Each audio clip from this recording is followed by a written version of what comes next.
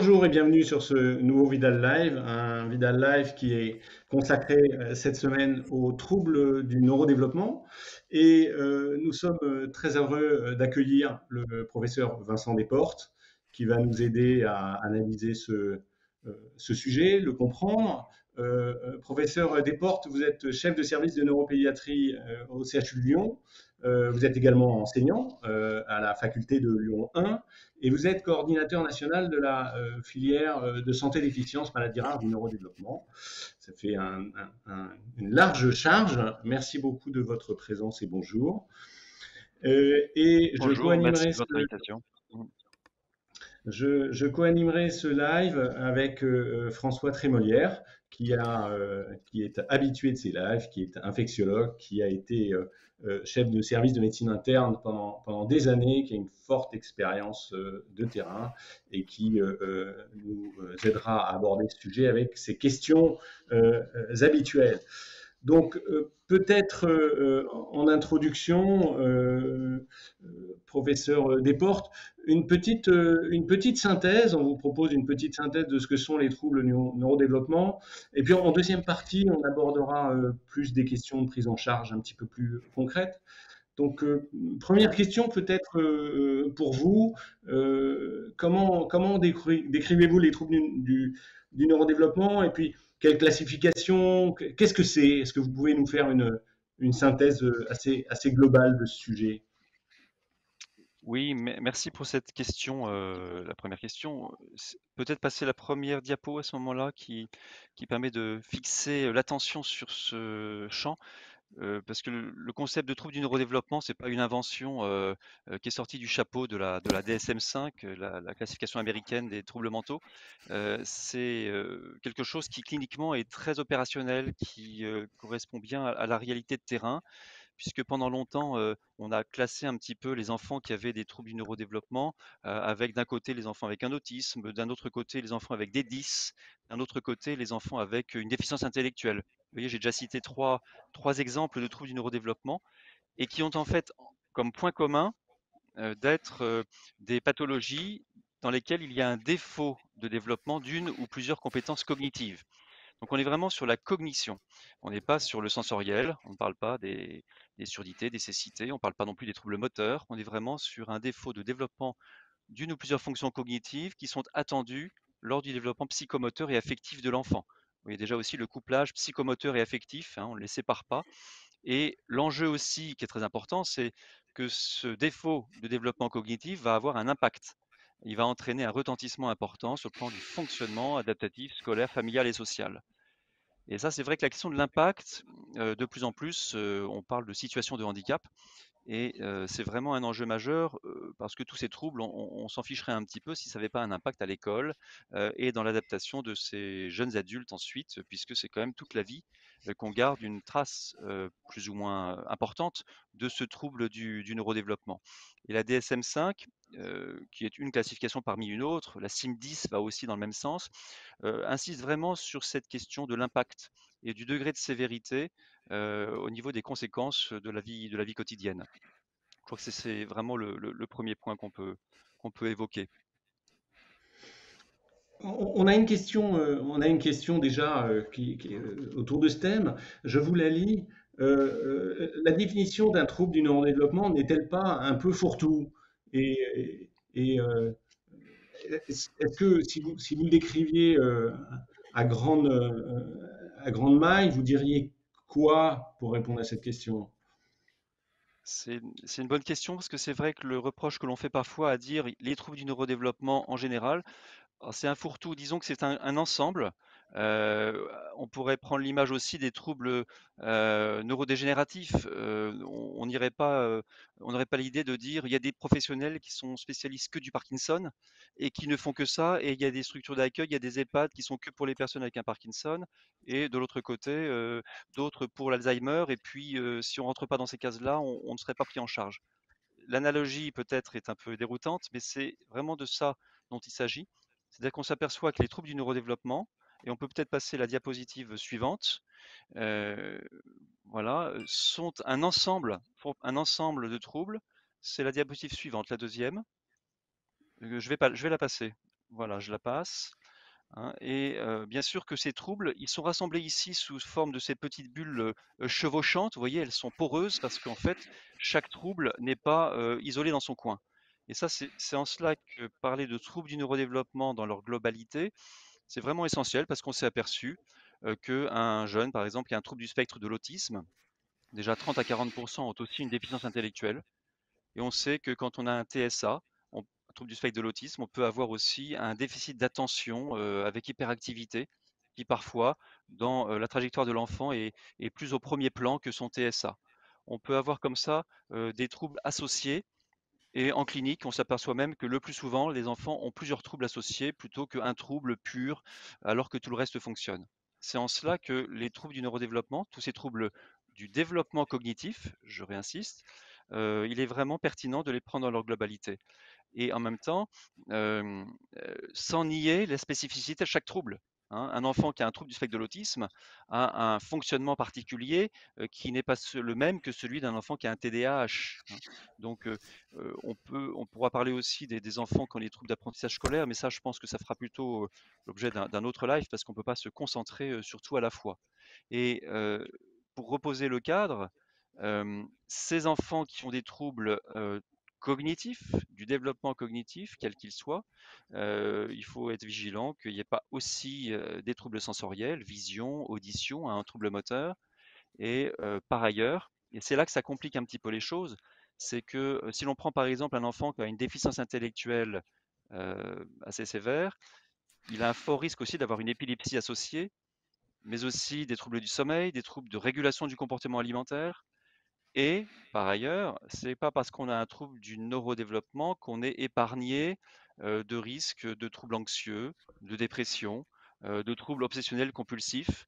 Vous voyez qu'on a comme ça un certain nombre de choses. Je ne parle pas des troubles mentaux comme la schizophrénie, qui est à part, même si la schizophrénie, les troubles bipolaires, on sait à quel point il y a des facteurs génétiques qui peuvent intervenir, mais ils ne sont pas classés aujourd'hui parmi les troubles du neurodéveloppement. Vous voyez, cette diapo sert à cadrer pour dire ce qui est de l'ordre des troubles du neurodéveloppement et ce qui n'est pas de l'ordre des troubles du neurodéveloppement. Et vous avez Est-ce que je remarqué peux... un dernier point sur cette diapo, c'est l'environnement, hein. Et Hmm. ça, je crois que l'environnement, il est capital.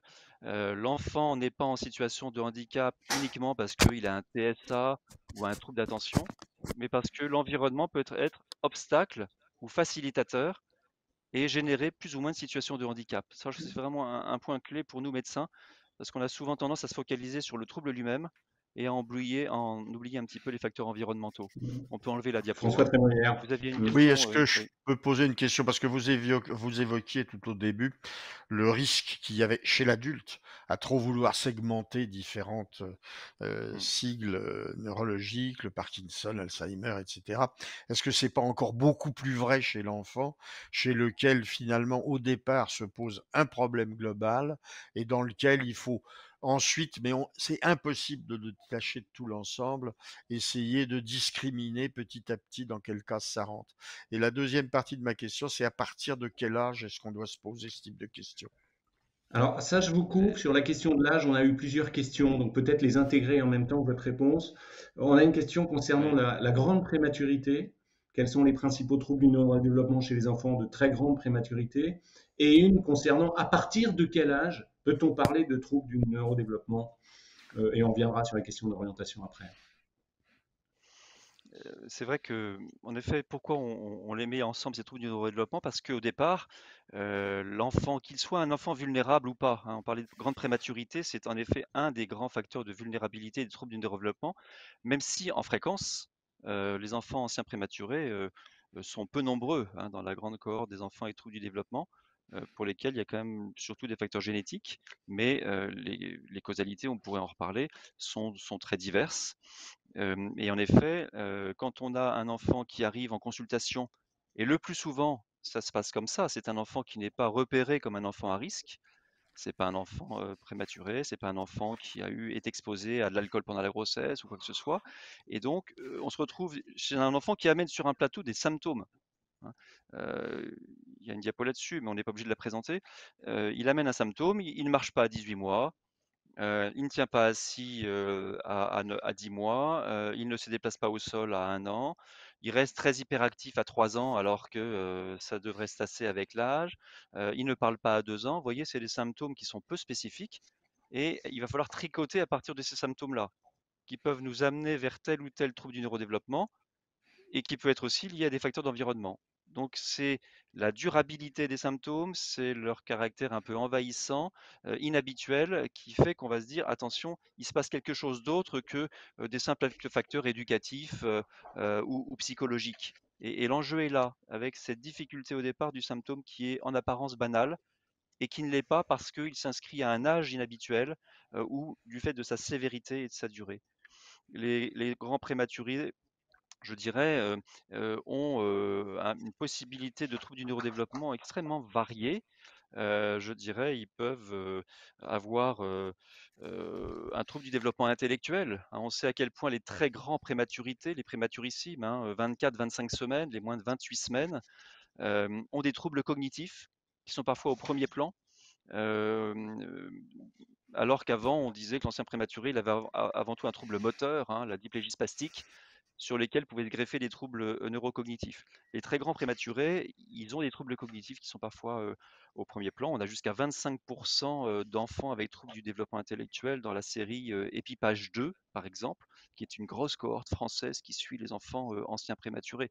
Donc oui, il y a des vrais soucis potentiels de troubles du neurodéveloppement chez les enfants prématurés, mais ça peut être des troubles du développement intellectuel, des troubles du spectre de l'autisme, ça peut être une dyslexie, ça peut être une dyspraxie.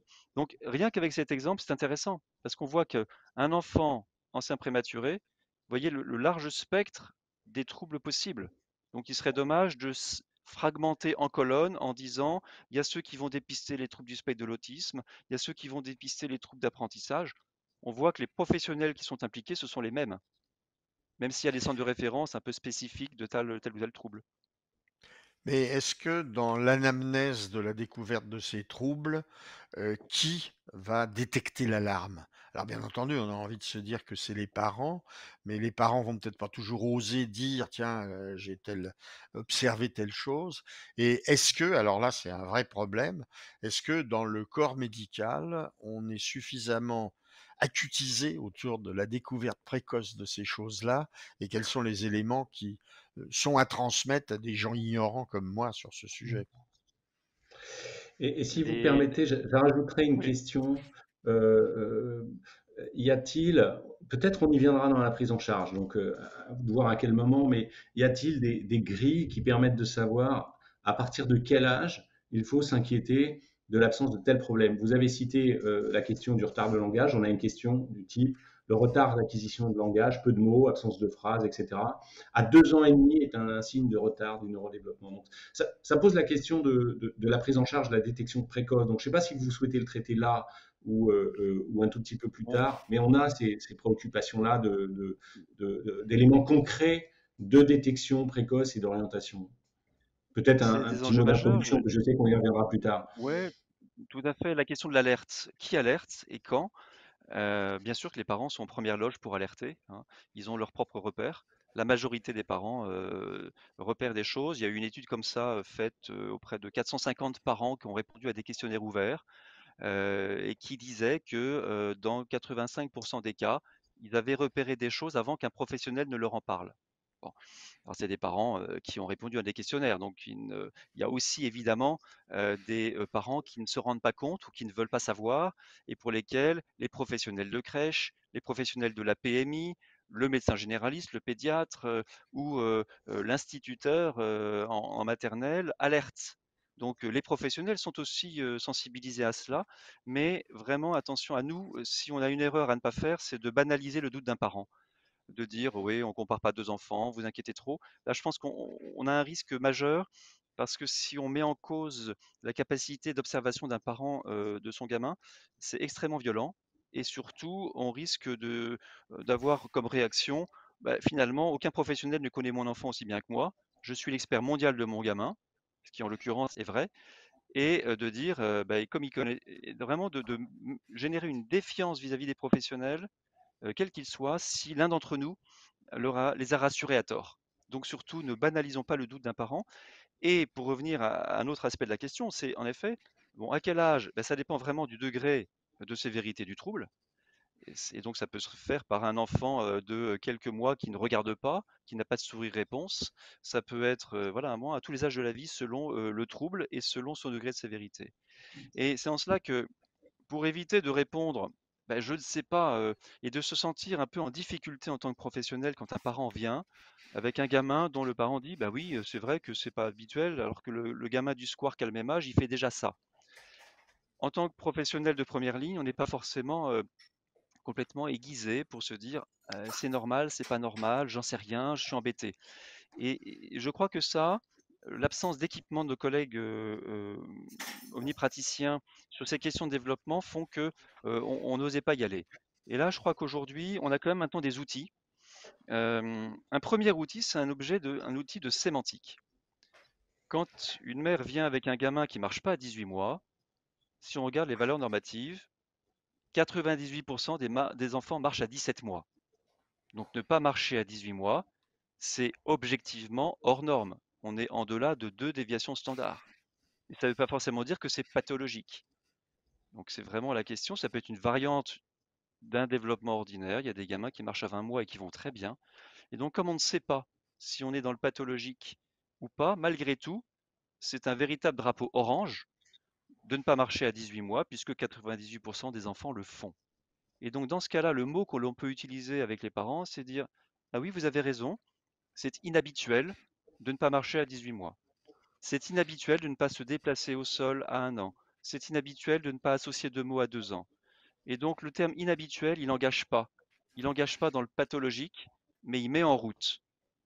Et le premier frein donc pour les collègues, c'était de se dire: mais j'ai pas vraiment mes repères rapides à utiliser dans une consultation blindée. Comment je peux faire? Premier outil, c'est qu'il y a depuis février 2019, je crois, une possibilité de déclencher une consultation longue pour les professionnels de première ligne, médecins généralistes, pédiatres, qui est une consultation longue, dite consultation autisme, mais qui aujourd'hui est parfaitement utilisable pour tous les suspicions de troubles du neurodéveloppement. Donc on peut se dire, tiens, oui, on va se revoir spécifiquement pour ça, on en rediscute et on prendra le temps de revoir un petit peu la trajectoire de développement de votre enfant. Ça peut être dédié à cela. D'autre part, des outils sont aujourd'hui développés par la stratégie nationale autisme, troubles du neurodéveloppement, et qui permettent voilà, c'est exactement cette diapo, merci de l'avoir montré.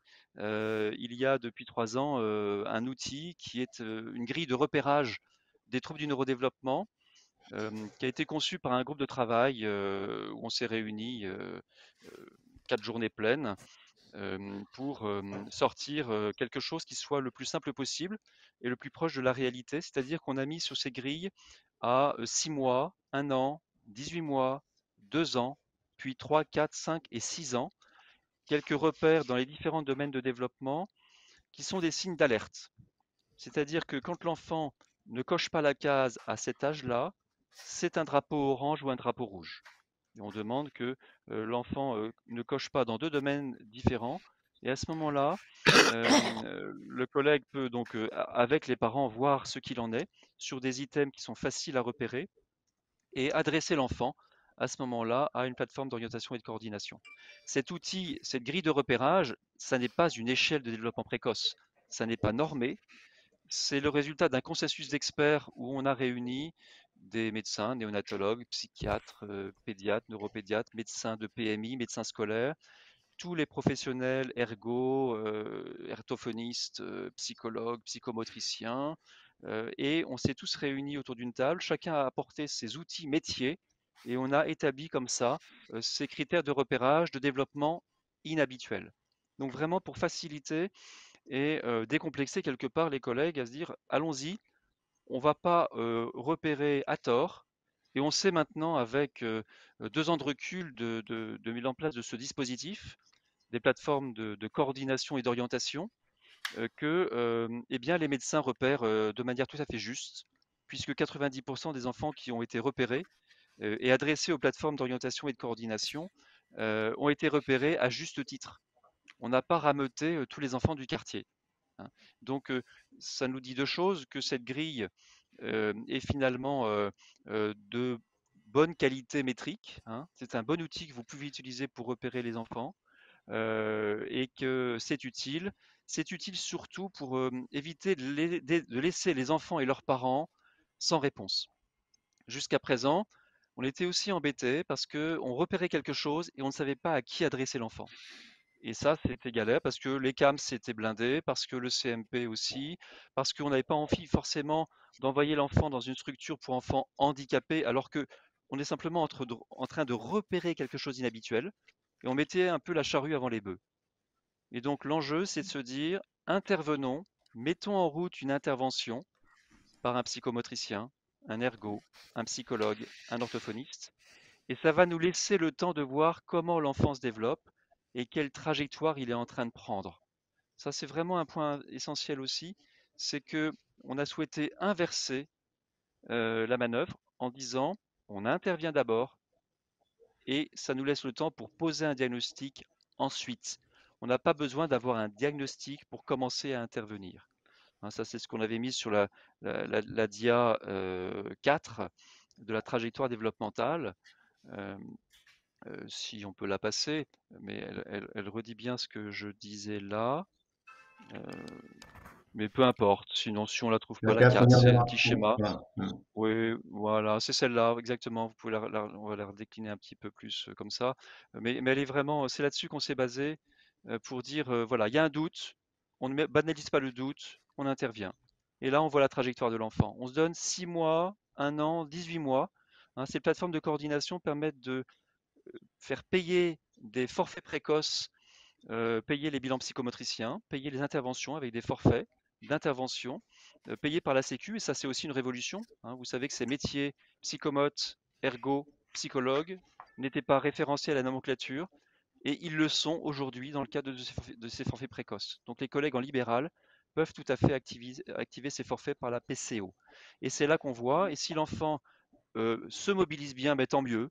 Peut-être que c'était des facteurs environnement prédominants qui ont fait qu'il y avait un décalage. En revanche, si l'enfant progresse mieux, puisque comme on intervient, forcément il progresse, mais s'il ne rattrape pas, il faut là s'interroger sur l'équipement cognitif de l'enfant et sur le fait qu'il est en train de nous révéler tout simplement qu'il a un trouble du neurodéveloppement. Hein. Donc voilà cette démarche diagnostic dynamique en fait que l'on propose pour répondre de manière un peu longue à votre question sur comment on s'y prend, comment on repère et sur quel signe d'appel. Alors, il y a un point, je crois, qu'on n'a pas encore beaucoup développé, mais qui est, je pense, très concret sur le terrain, qui sont ce qu'on pourrait appeler les diagnostics différentiels, enfin, des enfants qui peuvent avoir des otites chroniques et qui entendent mal, ou des enfants qui peuvent avoir de l'anxiété, voire une dépression de l'enfant. C'est quoi, je dirais, même si on ne peut pas vraiment parler de diagnostic différentiel, mais c'est quoi les choses à côté duquel il faut pas passer par ailleurs pour d'autres raisons et qui se manifestent par le même type de trouble? Pour répondre à votre question avec un tout petit détour, je veux bien qu'on passe la dia 6 euh, qui va nous illustrer ça.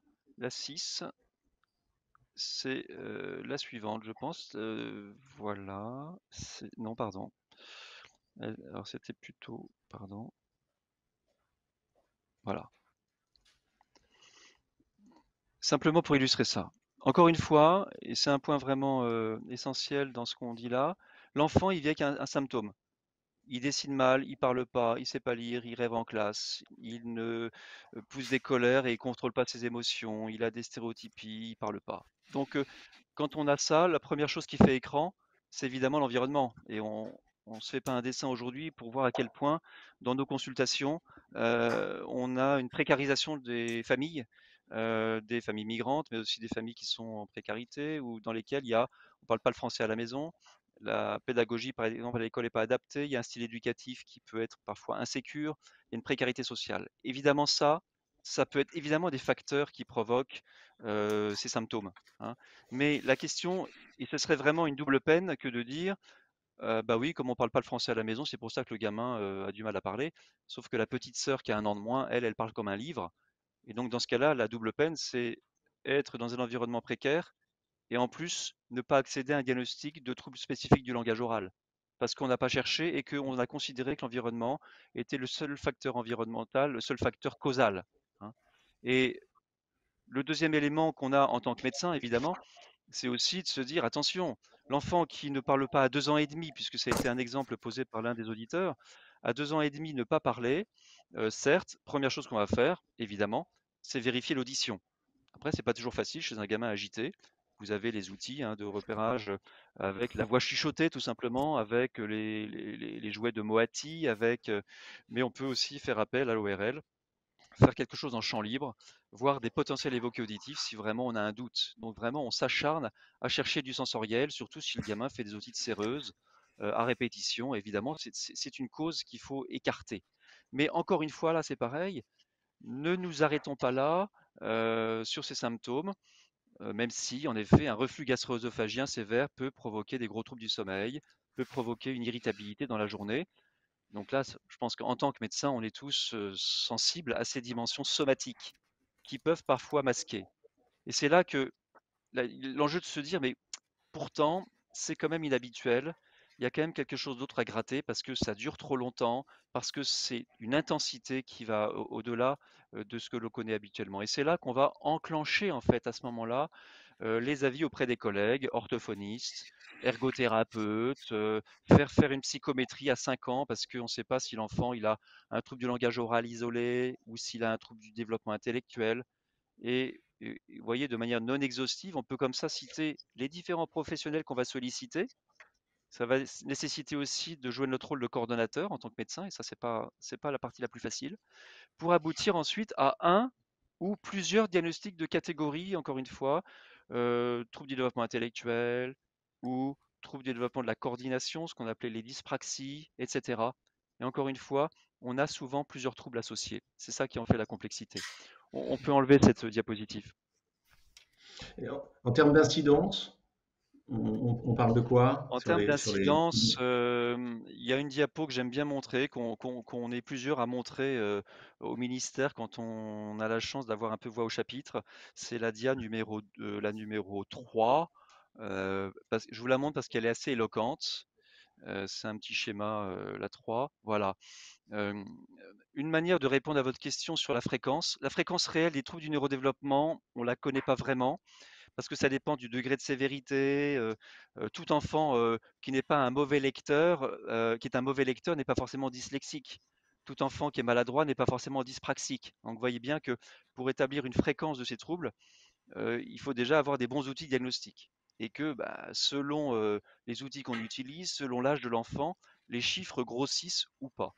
Donc, comme c'est difficile, on estime de 5 à 10% tout de même le nombre d'enfants qui ont un trouble du neurodéveloppement.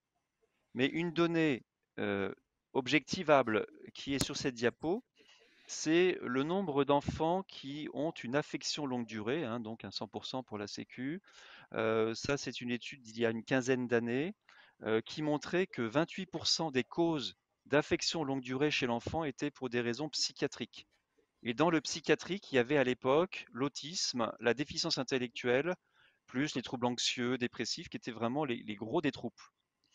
17% ont des maladies neurologiques, épilepsie, maladies neuromusculaires, etc. Vous additionnez les deux, vous avez 45% des affections longue durée, qui sont des affections neuropsychiatriques. Alors, toutes les affections neuropsychiatriques ne sont pas des troubles du neurodéveloppement, mais les troubles du neurodéveloppement sont une énorme cohorte parmi les enfants qui ont des troubles neuropsychiatriques. Donc, quand on voit que près de la moitié des pathologies chroniques de l'enfance sont neuro ou psychiatriques, ça vous donne quand même un petit peu le volume que cela représente et ça explique pourquoi on est tous totalement débordés par ces situations cliniques qui touchent finalement beaucoup de gamins. François Crémolière.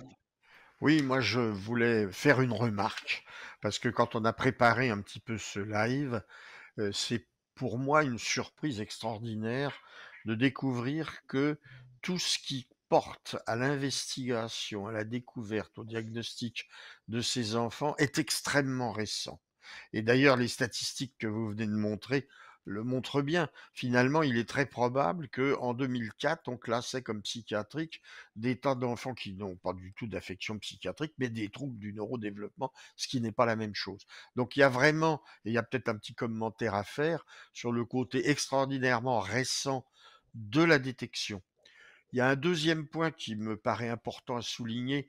J'enfonce là une porte largement ouverte, mais c'est combien en médecine faire un diagnostic et un diagnostic précis ou des diagnostics est une chose absolument capitale si on veut ensuite assurer une bonne prise en charge. Puis alors la suite était une question, mais vous l'avez déjà assez largement abordée, c'est à partir du moment où on a détecté, où on a fait un diagnostic, on a isolé des diagnostics et où on va se lancer dans des interventions, c'est de décrire les interventions. Et après ce que vous venez de dire, c'est que les interventions, elles sont en nombre considérable avec différentes personnes qui vont intervenir.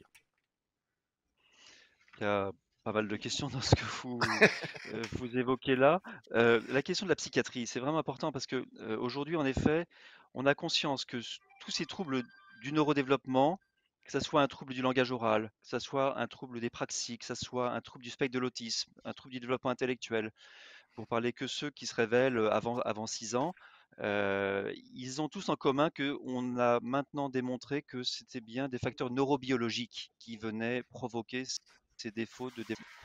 C'est pas d'origine purement psychologique. Et donc là, il est vrai que il y a un fond neurobiologique qui est indéniable, soit parce qu'il y a une lésion cérébrale acquise, une grande prématurité avec des lésions vasculaires, une infection périnatale, une noyade, l'alcoolisation fœtale, un médicament, on en reparlera pendant la grossesse, donc des facteurs de causalité qui entravent le bon fonctionnement du développement cérébral. C'est évident.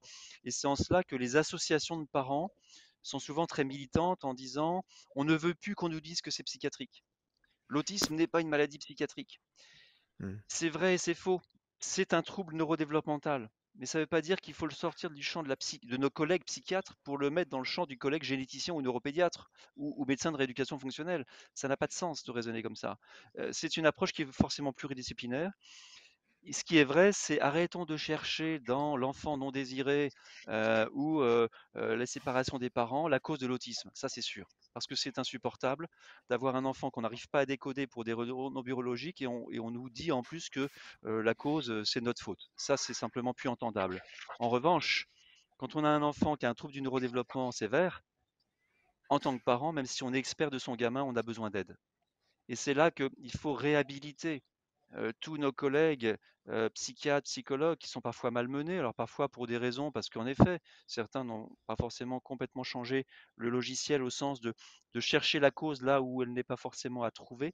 Mais en revanche, pour accepter un trouble du neurodéveloppement dans une famille, avec une galère dans les apprentissages, avec parfois l'inquiétude du devenir et de la dépendance, il est évident que dans ce cas-là, les parents ont besoin d'aide, d'un suivi psychologique, d'une approche, y compris dans les dimensions d'ordre psychodynamique et systémique. Donc, ne mettons pas le bébé avec l'eau du bain, ne le jetons pas ensemble. En revanche, il est vrai que sur ces questions de diagnostic précis, oui, on a besoin de diagnostic parce que le diagnostic de la catégorie du trouble nous éclaire.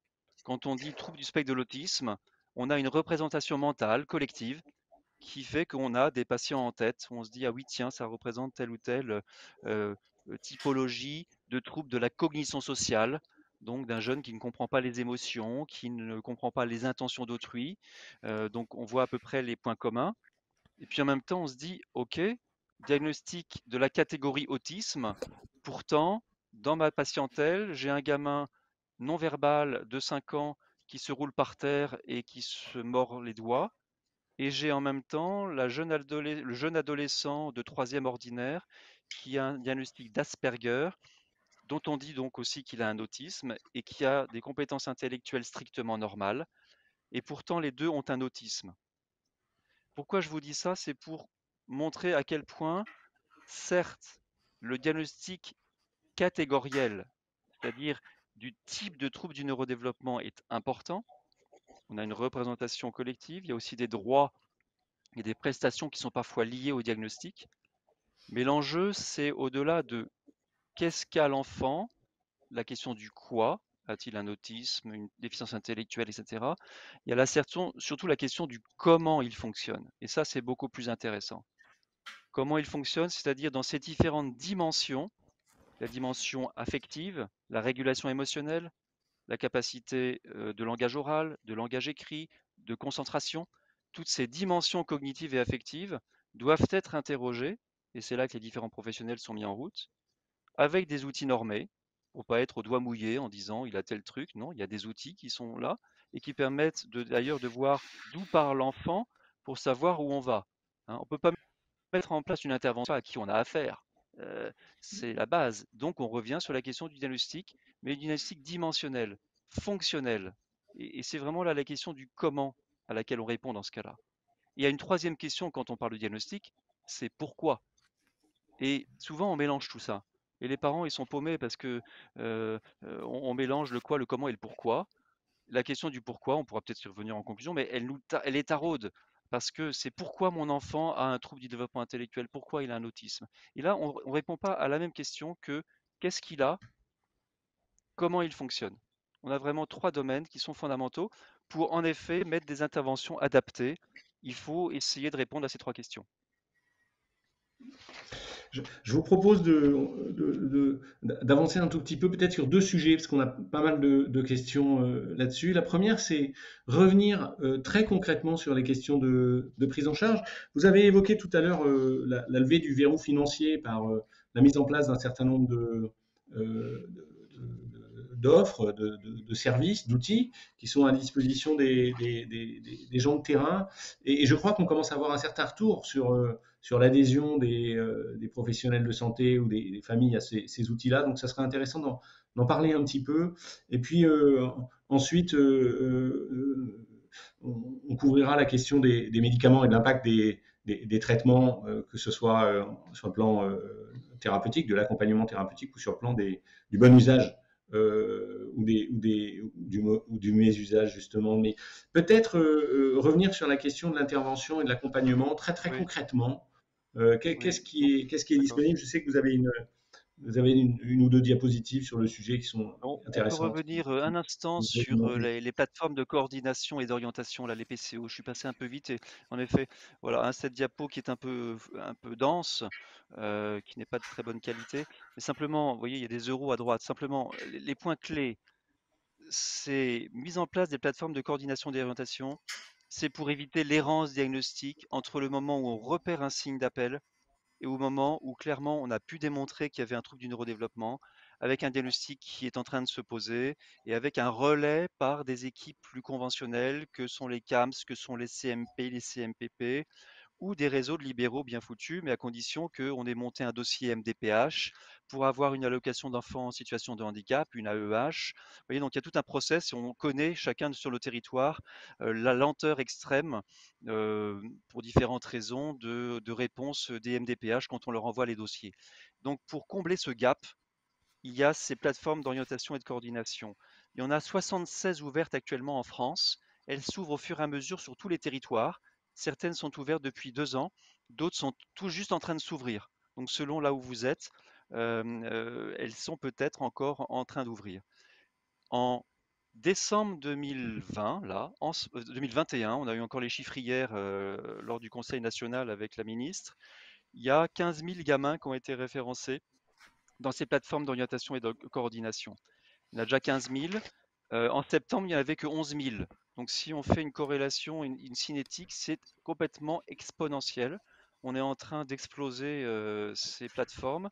Ça ne nous surprend pas quand on voit la fréquence de ces pathologies, mais on a un vrai enjeu de savoir comment on va faire et qu'est-ce qu'on va faire de ces enfants.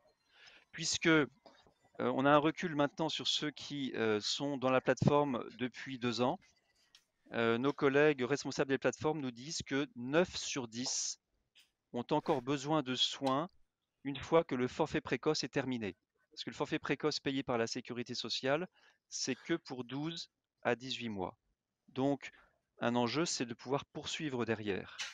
Et là, c'est la dia numéro 8. Je crois que c'est peut-être la suivante, si on peut la passer. Hein. Sur ces grands principes d'intervention. Alors, c'est sûr que les questions des interventions, hein, c'est vraiment quelque chose qui est la bouteille à l'encre, on peut dire tout et son contraire. Et évidemment, il y a une question fondamentale, c'est que quand un enfant a un trouble du neurodéveloppement, l'enjeu évidemment c'est qu'il progresse et le souhait c'est qu'il guérisse. Or, quand il y a un trouble du neurodéveloppement, une majorité quand même d'enfants vont devoir vivre avec leur trouble du neurodéveloppement, s'adapter, s'ajuster, et bien sûr qu'ils vont faire des progrès, mais parfois avec un degré limité, in fine. En tout cas, la trace de ce trouble va rester. Et ça, je crois que c'est important d'avoir ça en tête, que c'est un trouble neurobiologique. Pourquoi? Parce que si on a un mythe de normalisation, en disant mon enfant il a un autisme et on me dit qu'on va pouvoir le guérir et que tout va rentrer dans l'ordre. C'est vrai pour certains enfants, c'est vrai pour 5 à 10% des enfants, mais ce n'est pas vrai pour la majorité d'entre eux. Ils vont devoir continuer à être accompagnés avec des besoins spécifiques. Et ça, je crois que c'est très important de dire que les interventions sont là pour accompagner, parce que si on dit l'objectif c'est la guérison, on va générer une culpabilité absolument terrible pour des parents qui vont se dire: «Mais si mon enfant reste avec un trouble du spectre de l'autisme au bout de 2 ans de prise en charge, c'est que j'ai pas fait un diagnostic suffisamment tôt, j'ai pas alerté, donc je vais me culpabiliser. Ou bien c'est parce que mon médecin, il a pas vu les choses suffisamment tôt, donc je vais perdre la confiance de mon médecin. Ou bien parce que les prises en charge que j'ai mises en œuvre ne sont pas les bonnes».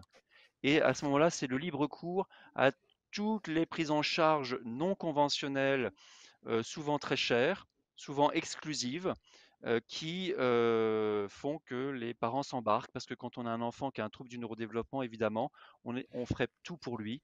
Et attention, et à nous médecins, je pense, de raison garder, sans être rabat-joie, parce que réellement, on peut mobiliser des compétences. On sait à quel point les interventions précoces, en particulier dans le champ de l'autisme, grâce à des interventions qui embarquent les parents, hein, et c'est le troisième pétale de ces grands principes d'intervention, c'est que oui, il faut qu'il soit précoce, oui, il faut qu'il soit basé sur les compétences de l'enfant, donc encore faut-il les évaluer, et en partenariat avec les parents. On sait aujourd'hui que dans les interventions précoces, ce qui marche, ce qui aide l'enfant à être plus adapté, à diminuer les comportements défis, à être mieux dans l'interaction, ce sont ces partenariats en équipant les parents, en rendant les parents plus compétents, plus confiants dans leurs propres compétences. C'est absolument majeur. Il y a aussi bien sûr savoir réévaluer des interventions, et ça c'est en écho à ce que je disais. Si on veut absolument normaliser, parfois on n'y arrive pas, il faut se dire là, l'objectif pédagogique est atteint, il faut passer à autre chose.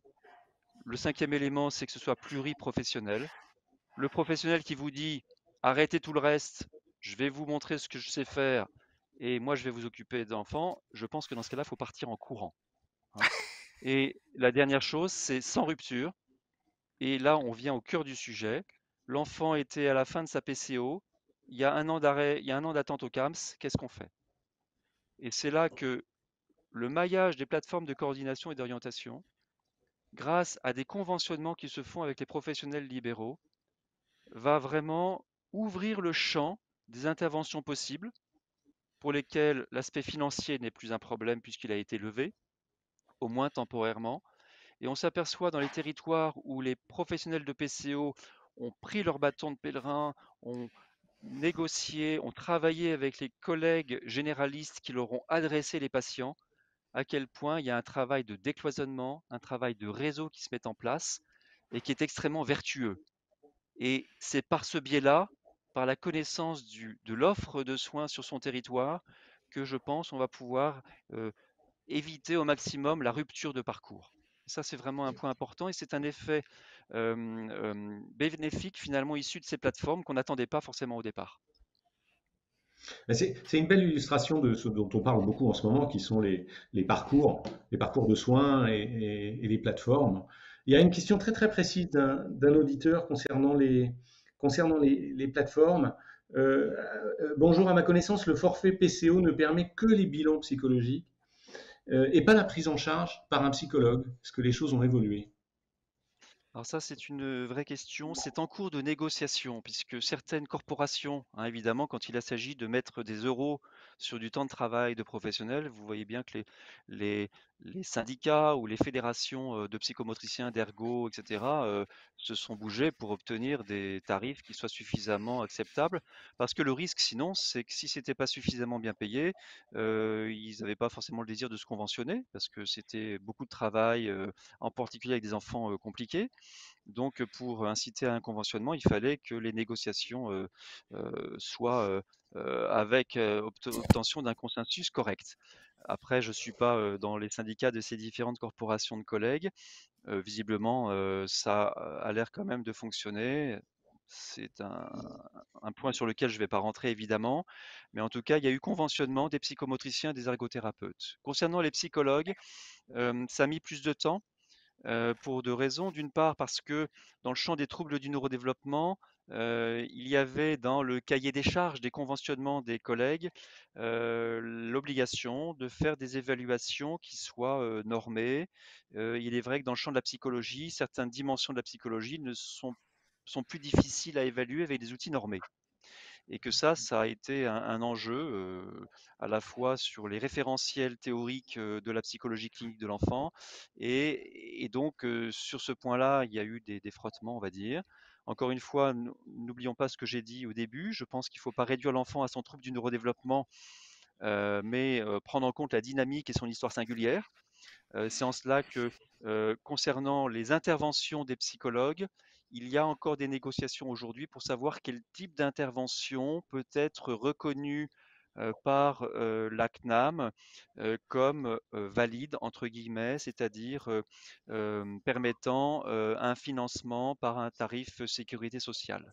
Donc aujourd'hui, oui, ce sont les psychométries, les tests de QI et les évaluations neuropsychologiques comme des tests d'attention, des choses comme ça qui peuvent être faits et remboursés par la sécurité sociale dans le forfait précoce.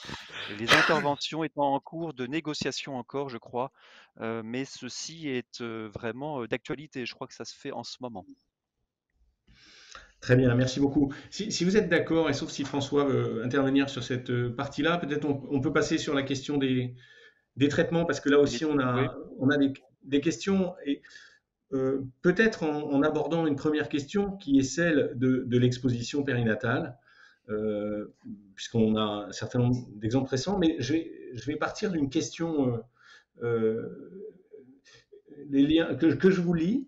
Les liens PMA et troubles du neurodéveloppement, virgule, paracétamol pendant la grossesse et troubles du neurodéveloppement. Le paracétamol, qui est un médicament relativement ancien, je crois, enfin je suis sûr, et qui n'a pas cette réputation-là. Est-ce que vous voulez peut-être répondre à cette question pour introduire plus généralement la question du risque médicamenteux euh, oui, pendant la grossesse? ces 2 questions. Alors, en effet, bon, paracétamol, on entend sur les réseaux sociaux, hein, mais on sait à quel point aujourd'hui les réseaux sociaux nous donnent, des informations, qui sont tellement, répétées qu'on finit par croire qu'elles sont vraies.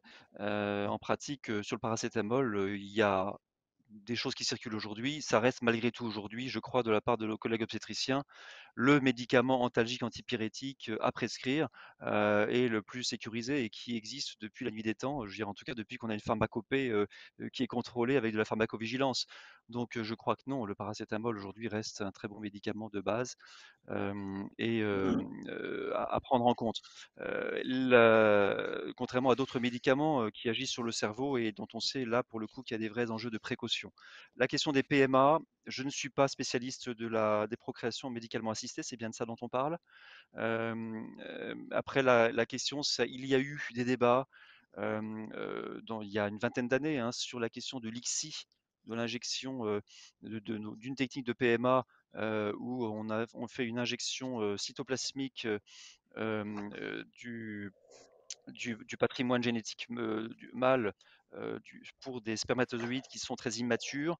Et là, il y avait une discussion sur y a-t-il ou pas plus de malformations congénitales issues d'ICSI par rapport à des techniques de PMA plus conventionnelles à partir de spermatozoïdes matures.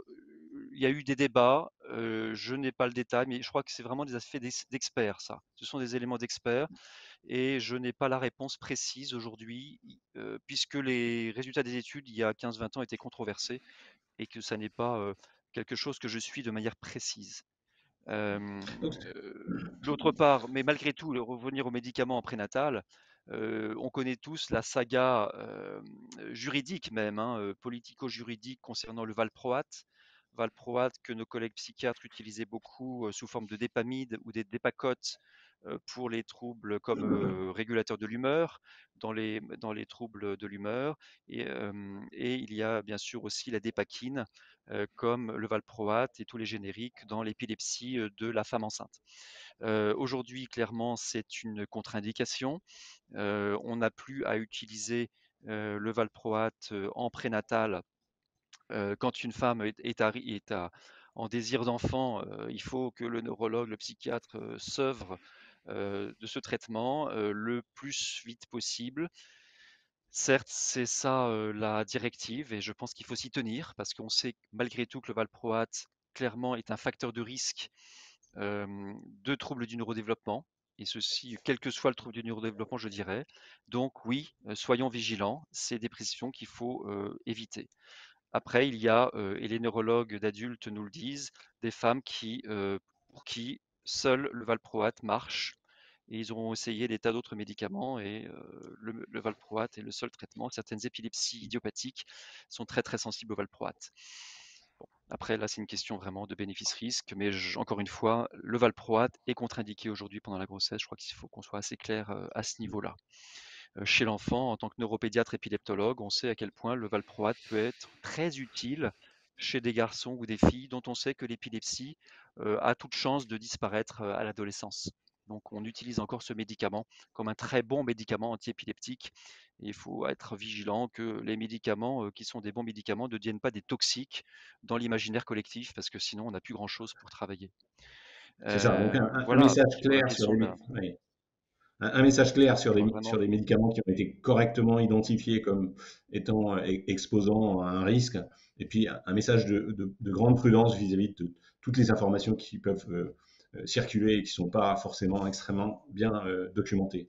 tout à fait. François Et puis Trémolière, là, on a la un commentaire sur... oui. Ah Pardon, bah, oui. moi, je suis un immense convaincu de faire très, très, très attention aux contre-indications des médicaments. Ce dont on parle sur le valproate, comme pour la dépakine, pose un problème parce que d'une façon générale, c'est contre-indiqué, point terminé, c'est une contre-indication absolue. Que dans certains cas, certains y voient quand même une nécessité, là, c'est une appréciation du rapport bénéfice-risque. Mais il faut faire très, très, très attention à ne pas étendre cette notion d'un bénéfice positif dans des questions qui sont très dangereuses. Et l'histoire de la dépakine n'aurait jamais eu lieu si ces injonctions avaient été suivies dans les 25 ou 30 dernières années, alors que les restrictions existaient. On est entièrement d'accord là-dessus, Donc, hein. On ne suivons les me plaide règles pas de dans mes bon usage. propos, ça reste contre-indiqué, et point final. Donc, La suivons les règles de bon question, usage et suivons les contre-indications. tout Soyons à très fait. prudents. Alors, Après, peut-être une deuxième question concernant l'approche thérapeutique. Y a-t-il justement des thérapeutiques qui sont un peu spécifiques, ou du moins, si elles sont spécifiques, qui sont efficaces sur un certain nombre de troubles du neurodéveloppement, et lesquels? là, la tête de gondole, je dirais, l'exemple de trouble du neurodéveloppement le plus emblématique, qui fait couler beaucoup d'encre, c'est les troubles d'attention avec ou sans hyperactivité et le méthylphénidate. Hein, méthylphénidate, donc je ne sais pas si dans un Vidal Live on cite les 4 molécules qui sont sur le marché, hein, mais donc voilà, le Medikinet, le Keppra, le Quasim et la Ritaline, différentes formes galéniques, libération prolongée la plupart, peuvent être des outils thérapeutiques extrêmement utiles chez des gamins qui ont un déficit d'attention avec hyperactivité. Ça peut réellement transformer la vie d'un gamin, y compris la vie à la maison. Et on sait, il y a des études, des méta-analyses et des études sur des grosses cohortes qui montrent clairement que le traitement a une efficacité qui est supérieure à une approche purement et pédagogique ou psychologique. Mais attention, je ne suis pas en train de dire que le médicament seul suffit. Il doit être vraiment pris en compte comme un adjuvant d'une approche globale. avec des adaptations pédagogiques, avec un PAP fait à l'école ou pour mettre en œuvre les adaptations, aider l'enfant à comprendre comment fonctionne son cerveau, éventuellement donc avec des approches de psychologie cognitive, et donc accompagner tout cela. Et si on voit que ceci ne suffit pas, sans attendre forcément des années, hein, on ne va pas attendre que l'enfant soit en échec scolaire par défaut de fonctionnement des approches éducatives et pédagogiques. Il faut vite quand même pouvoir mettre en route le médicament, mais pas sans que le reste du décor ait été posé. Je crois que c'est vraiment important. Aussi pour que l'enfant ne considère pas que c'est un médicament magique qui va tout résoudre. Il y a un vrai enjeu de complémentarité de tout cela.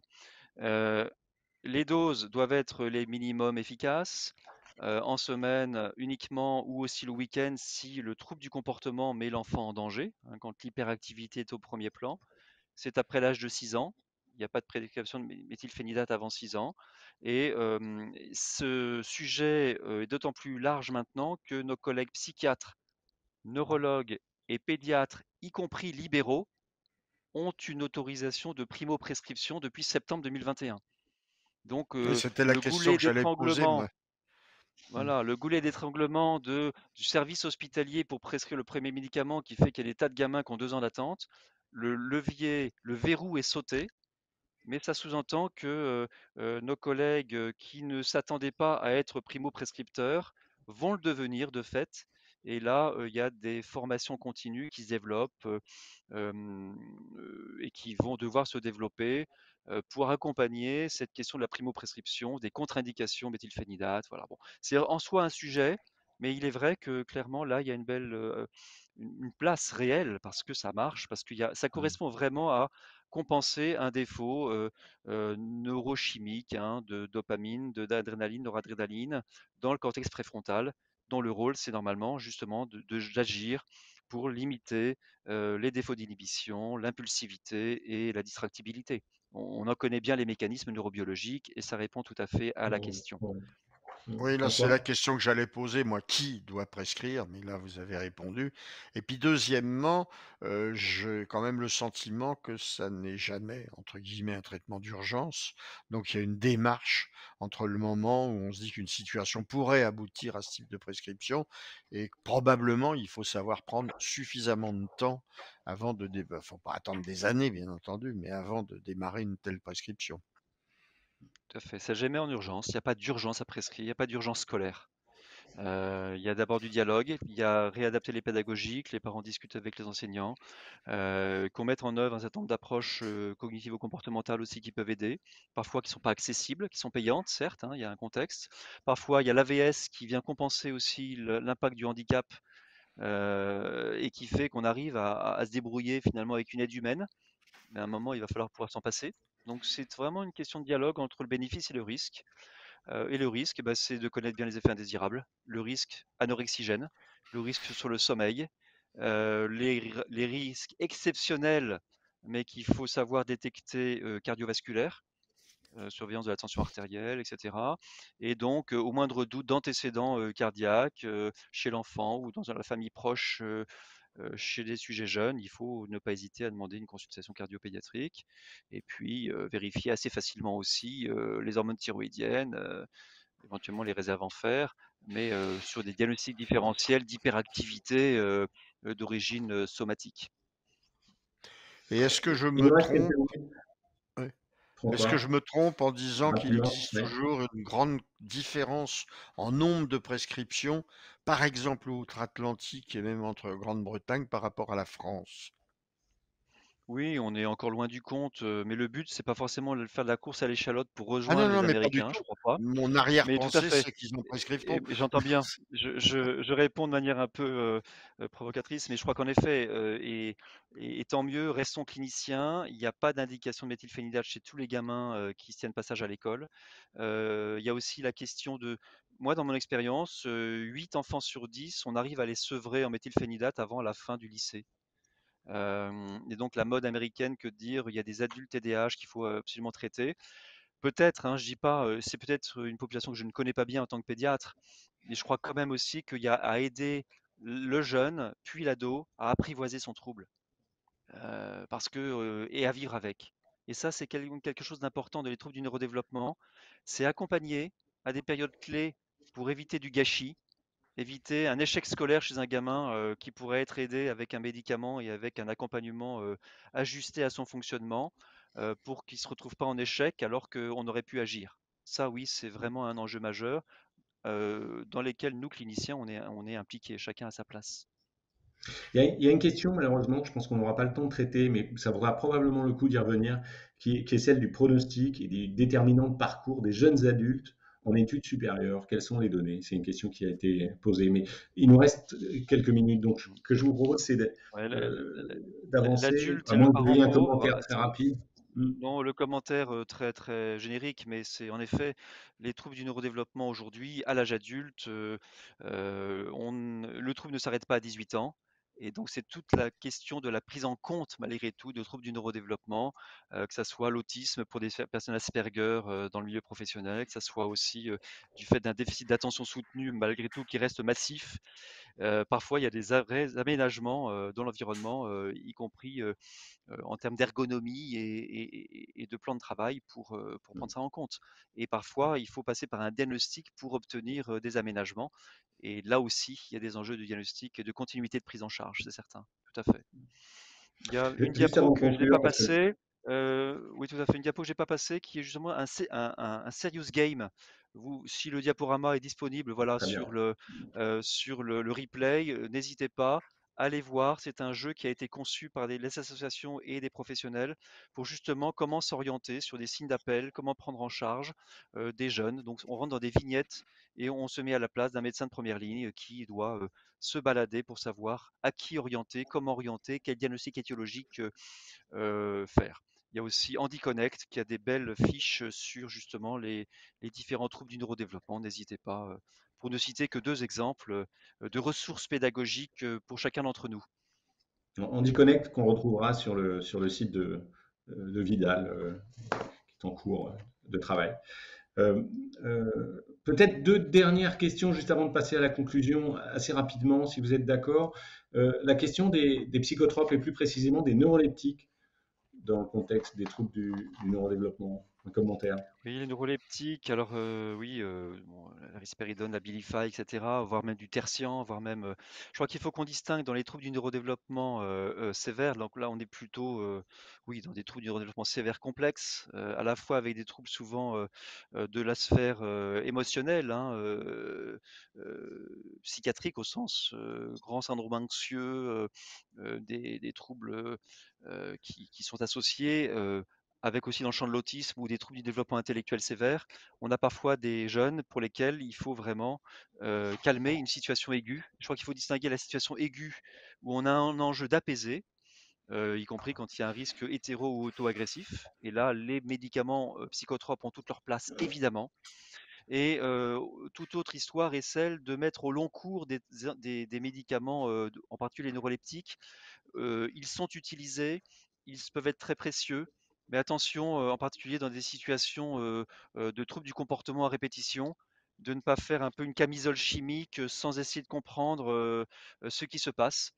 On voit trop encore d'enfants, en particulier quand ils sont en collectivité, pour lesquels il y a une demande compréhensive, mais qui n'est pas forcément légitime, de mettre un traitement psychotrope pour atténuer les troubles du comportement d'un gamin. Alors que la première chose, c'est de vérifier qu'il n'a pas mal quelque part, qu'il n'y a pas un problème somatique, et il faut s'acharner à trouver une cause de douleur, dentaire, orthopédique, constipation et tout le reste, et aussi de voir une approche systémique, c'est-à-dire voir ce qui se passe aussi dans l'environnement. Est-ce qu'il y a une sécurité affective qui est suffisante, etc. Est-ce que l'enfant a la possibilité d'exprimer ses aspirations? Donc, attention de ne pas trop sauter à pieds joints sur le psychotrope qui résoudrait tout, d'autant qu'en fait, souvent, il ne résout pas, et d'être vigilant à des doses les plus petites. Les enfants avec troubles du neurodéveloppement sont extrêmement sensibles aux psychotropes, et c'est souvent des doses beaucoup plus petites, à dose filée, progressive, en essayant de toujours garder une monothérapie et la dose minimum efficace. Et savoir revisiter la prescription tous les 6 mois pour se dire est-ce encore nécessaire. Je crois que vraiment on a cette vigilance collective à avoir, surtout quand on a peu accès à nos collègues psychiatres, pédopsychiatres, qui sont de moins en moins nombreux. Et ben, il faut qu'on arrive à se débrouiller ensemble, médecins, omnipraticiens, les quelques spécialistes, neuropédiatres, psychiatres, et ne pas hésiter à les solliciter. Je crois que vous insistez également sur la vigilance vis-à-vis de la mise en route de traitements sans penser à des causes qui ne sont pas forcément évidentes à détecter chez ces patients-là, en particulier des douleurs ou ne pas sauter à Tout à pieds fait. joints également sur certains traitements sans avoir analysé. Les cas concrets, c'est quoi? La douleur, que ce soit chez l'enfant ou l'adulte, hein, et en particulier dès que les personnes sont dyscommunicantes non verbales, quelle qu'en soit la cause, les douleurs classiques, c'est l'abcès dentaire, c'est quoi, la carie douloureuse, c'est la constipation et parfois même l'inconfort, hein, sans avoir forcément euh, l'occlusion intestinale. L'inconfort chronique permanent d'une constipation peut générer une irritabilité chronique et un changement de comportement. Ça peut être l'œsophagite, hélicobactère, ça peut être la luxation de hanche, ça peut être la fracture de fatigue, ça peut être les causes sont diverses. Pour la personne polyhandicapée en particulier, une personne polyhandicapée qui se met à ne plus manger, à ne plus dormir, on doit traquer la douleur jusqu'à l'avoir trouvée. La personne a un problème somatique jusqu'à preuve du contraire. Et parfois, ça En sachant nécessite une qu'elle ne se investigation. manifeste, en sachant qu'elle se Elle ne se manifeste manifeste souvent, oui. par un changement de comportement. Voilà, c'est ça, hein. Ouais, Pas de façon classique. Changement de comportement, Non, agitation. non, non, Donc attention à exactement. ces points-là. Euh, Une sémiologie troublante. Oui, oui. Certaines causes curables. Oui, causes curables, bah, les deux causes curables dont on ne se souvient plus tellement elles sont devenues banales pour nous dans les pays dits développés. Le test du buvard chez le nouveau-né, hein, la phénylcétonurie et les hypothyroïdies congénitales. On en l'oublie, mais sauf que c'est pour ça qu'elles sont en dépistage néonatal systématique. C'est qu'on met un régime pauvre en phénylalanine dans la phénylcétonurie. On évite uniquement en changeant l'environnement l'expression d'une maladie génétique autosomique récessive, la phénylcétonurie. On s'intoxique par son alimentation. Si on apporte un régime pauvre en phénylalanine pendant 5 ans de manière drastique, puis on peut lever un peu le pied, l'enfant n'a pas d'autisme ni de déficience intellectuelle. Tout n'est pas résolu, mais on change totalement la trajectoire développementale. C'est vraiment le modèle de modifier l'environnement pour corriger l'effet d'une maladie génétique, hein. Il y a les hypothyroïdies congénitales, mais on a aussi des tas d'autres maladies qui seront curables, qui sont en train de le devenir. Et c'est en cela qu'on revient à la question du départ. Ne traînons pas dans nos diagnostics, parce que le retard au diagnostic, c'est une perte de chance pour l'enfant, même si aujourd'hui la majorité de ces causes de troubles du neurodéveloppement sévères ne sont pas curables, certaines le sont par des vitamines, par des régimes. On peut avoir un déficit de transport du glucose dans le cerveau qui est une maladie génétique. Si on apporte un régime riche en graisse, on arrête l'épilepsie. Et des raisons comme ça, on en a plein. Et pour sortir du neurodéveloppement, un bébé qui tenait sa tête à 3 mois et qui ne tient plus bien sa tête, alors qu'il continue à avoir un bon développement, un bon éveil, on pense à une maladie, l'amyotrophie spinale infantile. C'est une maladie neuromusculaire hmm. qui touche la corne antérieure. Pourquoi je vous dis ça? C'est que, attention, le développement, c'est aussi la partie neuromusculaire. S'il y a une régression dans les acquisitions, c'est urgence neuropédiatrique. Les enfants qui ont une amyotrophie spinale aujourd'hui, il y a de la thérapie génique. On a un enfant aujourd'hui qui est injecté en thérapie génique en réanimation à l'hôpital d'enfants d'où je vous parle. Le diagnostic a été fait 3 semaines après le début des symptômes. Il aurait été fait 2 mois après le début des symptômes. Les carottes étaient cuites. L'enfant ne pouvait plus avoir sa thérapie génique. Aujourd'hui, la thérapie génique transforme des maladies mortelles en maladies chroniques avec des gamins qui reprennent des récupérations et qui se mettent à marcher. C'est quand même assez fascinant, à condition que nous, médecins, on ait repéré les maladies le plus tôt possible. C'est peut-être la conclusion à avoir, mais soyons vigilants. Oui, il y a un enjeu de diagnostic étiologique, à la fois sur les maladies curables et aussi pour le conseil génétique, hein, parce que la question c'est, mon enfant a, je reviens là dans le champ du neurodéveloppement, a une déficience intellectuelle, est-ce que je voudrais avoir un deuxième bébé? Est-ce qu'il y a un risque? Et tant qu'on n'a pas la cause, on ne peut pas répondre.